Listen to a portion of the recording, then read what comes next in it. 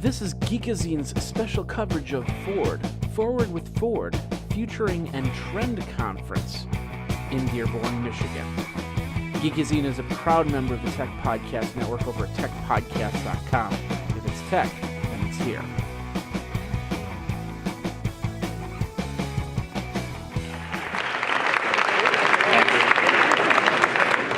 Thank you. Nice to be back in this hall. We were here a couple years ago for another really fun event. Just out of curiosity, how many people here have actually used Pandora? All right. That's great. So I'll make a bunch of assumptions when I talk about it tonight, which is great. So I just want to start off with a little personal story, which I think is kind of, to me, illustrative of what's going on in radio and in technology and because of those two sort of more broadly in the music business, which I think really speaks to where the future is going. And it's experience I had a couple years ago. I share a car with my wife, so I basically don't have a car. I don't drive all that often, and so when we launched Pandora on smartphones a few years ago, it began to be used very commonly in cars, and I was hearing all about this use of Pandora in cars, but I hadn't used it myself. And so one day, the first time, I think it was a year literally after we had launched on the smartphone, I finally had the chance to do it. And I got in my car, and outside of San Francisco, and I had an iPhone with me, and I started up my radio station. I think it was a Norah Jones radio station.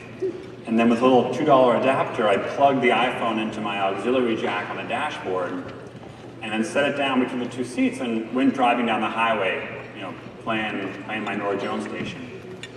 And about 15 or 20 minutes later, I was a few miles down the highway, and I had forgotten that I was listening to Pandora. And just driving along, and I thought to myself, man, this radio station's just nailing it for me. It's like it knows who I am or something. And I realized in that moment, it was a bit of sort of a personal epiphany of mine that I was in a car, and I was listening to radio. It was radio. It was not a collection, my sort of personal collection of music. It was coming through the stereo speakers in the car. I didn't know what was coming next. I mean, it was a radio-like experience, and yet it was completely personalized to me. And it was literally like cognitive dissonance to have this radio station playing songs as if I had curated it, as if I was my own DJ. And I realized that we, I think, by and large, until recently, have been completely captive to a very specific kind of listening in the car. And I think more broadly, mobily, which is broadcast radio. Broadcast radio, of course, being a single playlist that gets sent out, broadcast out to a very large audience, but just a single playlist for everybody. And the variety you get as a listener is you get to pick which station to tune into. And maybe, if you're like me, your version of personalized radio has been, keep your finger on the seek button. And when you don't like a song, you find another station and try and piece together your playlist by skipping around a lot. But now, along comes a very new medium, which is delivering a station just to you that reflects your personal musical taste. And then I was driving further along, a song came on I didn't like, so I reached down and I skipped it. And again, I had this moment, wait a minute, I'm listening to the radio and I just skipped a song? And again, it kind of hit me that this is going to fundamentally change, I think, the relationship that listeners have to music. And there's, I think, a not very well-known fact, which is, of all the time Americans spend listening to music, 80% of those hours are on radio. Only 20% of the time people spend with music is listening to music that they own. Whether it's a collection on your MP3 player, your CD collection, or a subscription service that you have sort of on-demand access, the kind of I know what's coming next form of listening. That accounts for only a fifth of the time you spend listening to music. Radio has been and continues to be the most dominant form of music listening. It's where you discover bands, it's where you consume music, and it is kind of this sort of centerpiece of the entire music industry as a result. And we have a great band playing later tonight, and I'll bet they'll tell you that over the years that they've sort of grown, while they've, I think, benefited greatly from the social network and the web, they'll tell you that most bands, as they're bopping around the country trying to build an audience, they're craving radio play. Because radio has always been the principal form of promotion for artists. But it's a very, very narrow pipeline. Only one song at a time on a broadcast radio station. The web, by contrast, can deliver an almost infinite, basically an infinite catalog of music, and sort of give equal access to a much larger set of musicians. So Pandora, as an example, we have in our collection now over 80,000 artists represented, and over 90% of those artists play on Pandora every month. So it's really a very, very different proposition, not just for a listener, but also for musicians. And I think part of our own DNA as a company is not only do we want to provide this great listening experience and change what it's like for you as consumers to connect with music, but also potentially impact the life of the working musician. We often talk at Pandora about building a musician's middle class, which we think is sort of out there to be created. There just has not been kind of the combination of technology and scale and sort of infrastructure to do that. So this evolution is no more important than in cars. Cars account for about half of all radio listening. So if you take this new form of radio that plays 80,000 plus artists, that personalizes that experience, and have that shift happen in the car, I think you're talking about fundamentally changing the entire industry. And I think that is incredibly exciting for listeners and for musicians. And furthermore, in this internet-connected world, we are obviously having a one-to-one conversation with a listener. So in this two-way interactive space, we are talking to people who we know to some extent. And on Pandora, when listeners register, they provide their age, their gender, and their zip code. And so we're able to have, I think, a really more informed, relevant conversation with them on a bunch of different levels. And one of the sort of exciting things to contemplate is, okay, we have an idea around the US of what kind of music people like and generally where they live. So maybe someday we could actually offer up the capability for an artist to go on tour and let people know in each town as they go along that they're coming. So we'll find out who's thumbed up this band along the way, and let's send them an email notification saying, hey, this band's playing on Thursday night in your town, why don't you go see them? So create this incredible sort of connective tissue to power that. And I spent a lot of time in bands before Pandora. I spent about 10 years living out of a van and living on ramen noodles. And we had this singular problem, which is we would drive around the country and go to new towns where no one had seen or heard us before, and we had no way of introducing ourselves to this audience. So we'd drive 2,000 miles or 1,500 miles to Colorado and play in Telluride for 6 people. Maybe if we got there a couple hours early, we'd put up some flyers on the telephone poles and try and make some noise, and then we'd go back 9 months later, thinking that we would somehow build this grassroots following. Well, as most people would tell you who've done that, that's a pretty exhausting and inefficient way of marketing yourself. But I think technology is really bringing, I think, a whole new set of possibilities to that. And I think the single ingredient for us that makes this particularly, this capability is the Music Genome Project, which is what powers Pandora. So the way we build playlists on Pandora is based on musicological relationships between songs.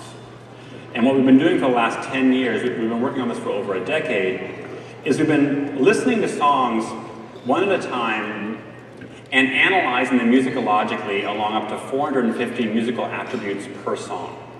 So we have a team of musicians at Pandora who come in every day and have been doing so for years, slap on a pair of headphones, listen to songs, and score them along hundreds of musical attributes. So really measuring every detail of melody and rhythm and harmony and form and instrumentation, sort of every dimension of music, sort of capturing musical DNA. So when you're done with that analysis, you upload that song into the system, and Pandora connects songs based on this musical relationship. And the beauty of that is that it's a form of recommendation or discovery that's completely blind to popularity. So when we recommend a song, we don't know or care whether that song is part of an artist's repertoire who's very well known, or it's a brand new, garage band that's just getting started. It's a completely level playing field. So once the music is in the collection, it has an equal chance of playing. So it's offering up finally this sort of scalable way of surfacing thousands and thousands of deserving artists who are, until now, I think, have been in large part invisible. So there is this ecosystem now that I think is beginning to flourish. It's taken years to build, that brings together technologies and distribution platforms, the car, I think, being one of the most exciting, that I think is going to change sort of the nature of how music is consumed and how music is created, distributed, and promoted. I think it's sort of replacing a traditional industry that has been kind of a business, an industry of feast or famine. And that's very, very exciting, obviously for us as a company, and for the industry of radio, and I think equally exciting for musicians. We now have over 80 million listeners that have registered for Pandora since we launched the service. We're only available in the US, so those are all US listeners. And that number continues to grow, and it has grown entirely by word of mouth. We've done a little bit of marketing with search engines, but it's really been people telling each other about it. And I think what that reflects is a deep and unmet appetite that people have, especially as they get older, for music that has not been satisfied for a long time. I'm guessing, looking at all of you, you probably relate to this issue, which is you love music, but you don't know where to find a new band or who to go see or how to kind of connect with it. It's time consuming, it's very hit or miss, and so you tend to kind of rely on your old CD collection, which goes stale. You don't have a good way to reconnect. And I think what's happening on Pandora, and I think other internet radio companies, is people are kind of reconnecting to that passion that is deep, but I think has been fallow for a long time. So again, I think a really exciting signal that on the one hand, maybe the music industry is going through some challenges, which it certainly is, but I think there's also some really promising developments in terms of where we're going. And we've, over the last few years, one of the things that we've done as a company is we've traveled around the US and we've held events for Pandora listeners. We call them town hall meetings. And we invite people to come get together for very informal conversations. We've done them at high schools and community centers and churches and libraries and you name it, all over the country, to talk so directly with users of Pandora. And the common theme, we've done maybe 250 of these, and hundreds of people have been coming to them. The theme that we hear echoed over and over again, I think, is this excitement about being reconnected to music, sort of once again, discovering bands for people, in some cases for the first time in decades. I had a town hall meeting in Des Moines a little while ago, and we had a really fun crowd that came. It was a Thursday night, I think it was, and one of the most gregarious participants in that town hall was a fellow who was probably pushing 90, I think. Elderly gentleman, but all full of salt and vinegar. And he was really excited because he had discovered all this great marching band music on Pandora. And he said, I'm hearing all this great music that I used to play when I was in the Navy band in World War II, that I haven't heard, in forever. And for him, he actually, I think, came to the town hall, I found out, thinking that Pandora was a marching band music radio station. He didn't realize we played anything else, because that's, of course, all he'd ever said to Pandora that he liked. But it was, I think, to me, super emblematic of what the internet can do. Here's a fellow who I think it's been a long time since his local broadcaster played D'Souza. And now he's getting a station that plays nothing but that. And you could just feel the energy that was back in him from being reconnected to music. I also had a town hall meeting one time where there was a gentleman who showed up who had actually written beforehand asking if we could reserve a front row seat in the town hall for him. And after an hour and a half or so of the town hall, a gentleman got up and said, "I'm the guy who wrote in asking you to save a seat for me. And I'm here tonight. I had to be close to you because I'm deaf. And I need to be close to read your lips while you were talking." And he said, "You know, Pandora has really changed my life.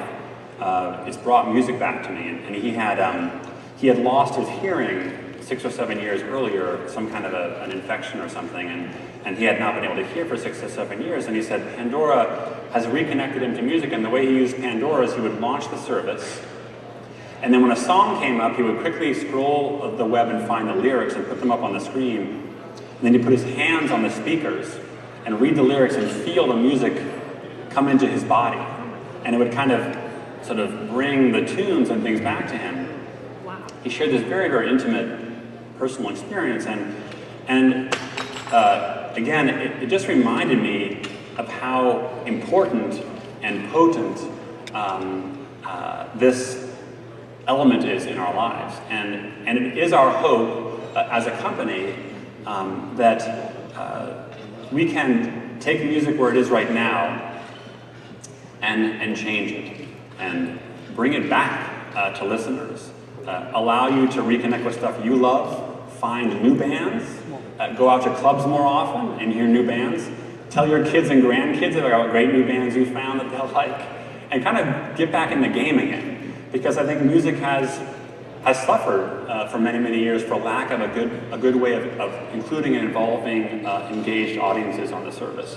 And on the heels of that, maybe build sort of a musician's middle class. So there will come a time when a graduate of college, which I was many, many years ago, tells their parents that I'm going to be in a rock band.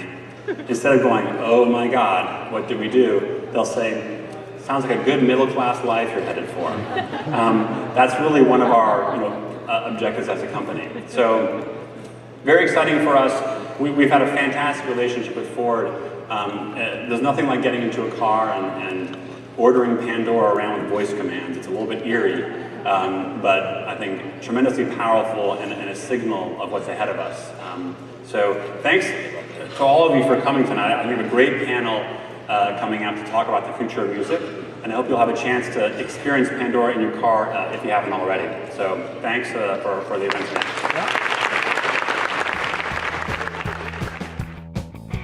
This is Geekazine's special coverage of Ford, Forward with Ford, Futuring and Trend Conference in Dearborn, Michigan. Geekazine is a proud member of the Tech Podcast Network over at techpodcast.com. If it's tech, then it's here.